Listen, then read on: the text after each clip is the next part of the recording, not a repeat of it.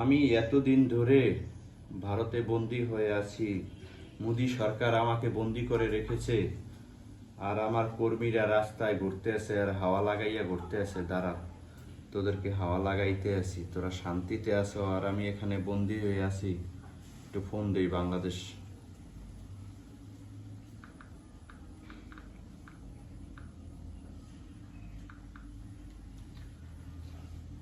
Hello, এই ছেলেরা, তোমরা কি কি করো বাংলাদেশে বসে?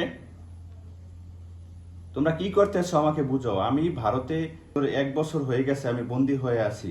মোদি সরকার আমাকে আমার একটা রুমের ভিতরে বন্দী করে রেখেছে, আমাকে কোথাও যেতে দিচ্ছে না, আমাকে বাহিরের কোনো আলো বাতাস দেখতে দিচ্ছে না। আমি এখানে কত কষ্ট করতে আছি, আর তোমরা দেশে বসে হাওয়া বাতাস লাগাইয়া রাস্তায় রাস্তায় ঘুরতেছো। তোমরা কি করবে মানে?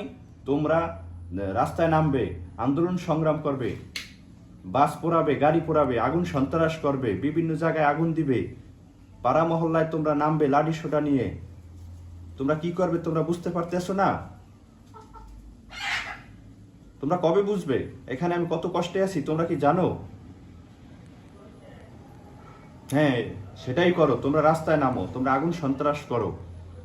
এই ইউনূস সরকার পালিয়ে যাবে, দেখবে, তোমরা সেটা চালিয়ে যাও। আচ্ছা, ঠিক আছে ঠিক আছে, হ্যাঁ হ্যাঁ, তোমরা এইভাবেই কাজ করো। আমি এদিকে মোদি দাদার সাথে কথা বলতেছি। ঠিক আছে, রাখছি তাহলে। এবার দিছি লাগাইয়া। আমি এখানে বন্দি থাকমু, আর তোমরা দেশে দেশে হাওয়া বাতাস লাগাইয়া রাস্তা রাস্তায় ঘুরবা। দাঁড়াও। रुको जरा सबर करो।